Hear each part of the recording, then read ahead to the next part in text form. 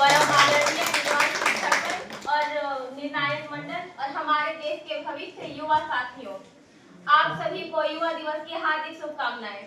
आज जिस विषय पर मुझे बोलने का मौका मिला है वह न केवल भारत का बल्कि पूरे विश्व की जरूरत है।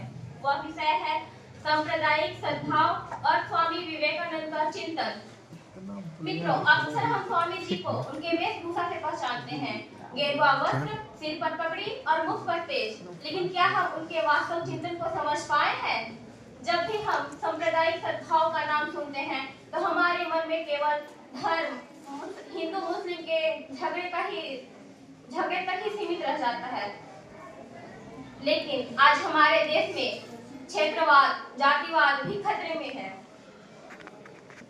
जब एक राज्य का व्यक्ति दूसरे राज्य में काम करने जाता है तो उसे वहां काम नहीं करने दिया जाता है। जब हम भाषाओं के नाम पर लड़ते हैं, जब हम खुद को भारतीय कहलाने से पहले धर्म, जाति और समुदाय को मानते हैं, तब हम स्वामी जी के सपने को तोड़ रहे होते हैं। जरा 1893 के उस दृश्य को याद कीजिए। अमेरिका का शिकागो शहर, विश्व धर्म संसद का मंच, जहां पर स्वामी जी ने भारत का प्रतिनिधित्व करते हुए कहा, my sister and brothers of America.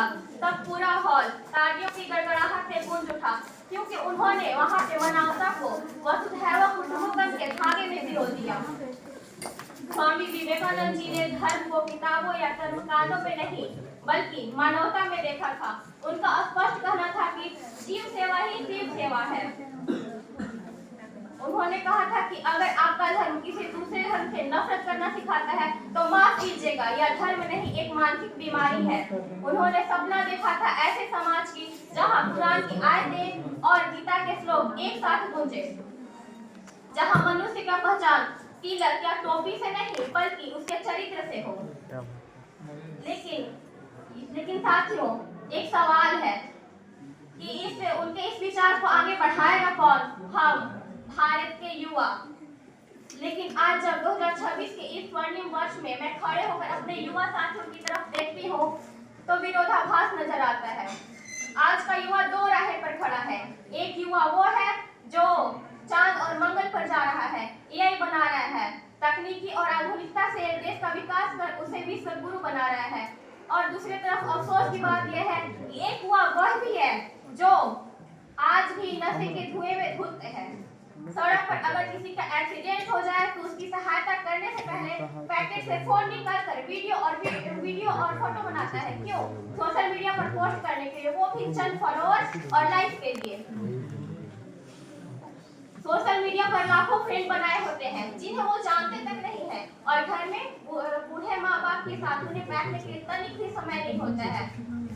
उन्हें वृद्धाश्रम छोड़ने में तनिक भी शर्म महसूस नहीं करते हैं। और आजकल के युवा जो इस वर्ग में आते हैं वो नशे को स्टेटस सिंबल और गालियों को तो फैशन मान लिया गया है। सच ही कहा है किसी ने, मंजिलें थी कदमों में पर वो रास्ते में खो गया।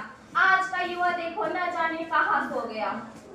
स्वामी विवेकानंद ने कहा था कि मेरे भविष्य की उम्मीद मेरे चरित्रवान युवाओं पर ही टिकी है। जब 1897 में स्वामी जी ने रामकृष्ण मिशन का स्थापना किया था तो उनका उद्देश्य ही था युवाओं को सामाजिक और आध्यात्मिक मूल्यों के बारे में जानकारी देना। आज जिस युवा को देश का रीढ़ होना चाहिए था वो अंधेर की दुनिया में खो गया है। तब हमें स्वामी जी के विचार युवाओं के लिए संजीवनी बूटी से कम नहीं लगते हैं। हमें उनके जीवन से प्रेरणा लेकर उनके विचारों को आत्मसात करके उनके मार्गों पर चलना चाहिए, ताकि एक हाथ में आधुनिक विज्ञान और दूसरे हाथ में अध्यात्म हो, दिल में अपने धर्म के लिए प्रेम और आंखों में दूसरे धर्म के लिए सम्मान हो। तभी हम भारत को सशक्त बना पाएंगे। और जाते जाते मैं 2 लाइन में अपना समाप्त करना चाहती हूँ। मंदिर मस्जिद के झगड़े में न वक्त अपना बर्बाद कर, अगर ढूंढना है ईश्वर को तो किसी रोते हुए को आबाद कर। नफरतों की बाजार में चलो फिर से प्यार का व्यापार करें। उठो युवाओं, नशा छोड़ो, आओ सशक्त भारत का निर्माण करें।